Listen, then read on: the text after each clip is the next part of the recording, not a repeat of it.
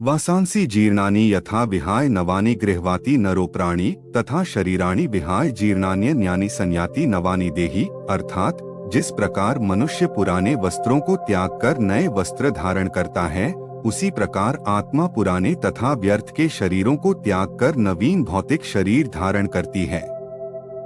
आप सभी का हमारे चैनल धर्म मित्र पर हार्दिक स्वागत है। आज हम गरुड़ पुराण के इस अध्याय में जानने की कोशिश करेंगे कि मनुष्य की मृत्यु कैसे होती है और उसकी आत्मा शरीर से बाहर कैसे निकलती है।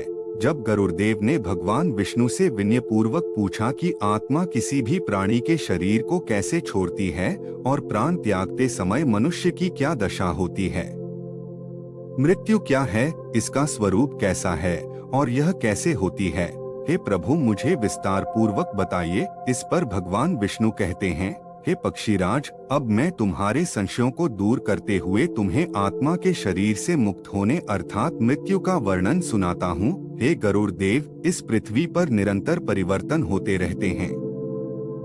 जैसे पतझड़ में हरे पत्ते सूखकर नीचे गिर जाते हैं और वसंत में पेड़ पौधे फिर से हरे भरे हो जाते हैं, जैसे ऋतुओं का परिवर्तन होता रहता है, उसी प्रकार मनुष्य पहले शिशु, फिर बालक, फिर युवा और फिर बूढ़ा होकर मृत्यु को प्राप्त करता है।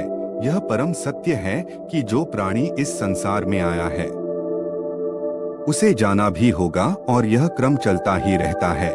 इसलिए मनुष्य जब अपनी आयु को पूर्ण कर लेता है और उसकी मृत्यु का समय आता है तो व्यक्ति के शरीर में कई प्रकार के रोग उत्पन्न होने लगते हैं और शरीर जीर्ण शीर्ण होने लगता है। उसको आंखों से धुंधला दिखने लगता है, चलने फिरने में परेशानी होने लगती है, शरीर के अंग सही से काम नहीं करते हैं, उसकी सुनने व देखने की शक्ति खत्म हो जाती है।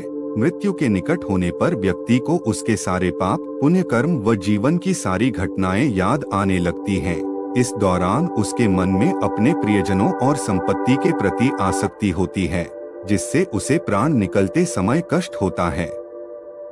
इस समय वह अपने प्रियजनों को अपने पास देखना चाहता है, उनसे बात करना चाहता है, पर कुछ बोल नहीं पाता है और मन ही मन में दुखी होता है। इसे बहुत बेचैनी, पीड़ा व छटपटाहट होती है, क्योंकि नाड़ियों से प्राण खींचकर एक जगह इकट्ठा होने लगते हैं। उसकी सारी इंद्रियां एक एक कर शिथिल होती जाती हैं।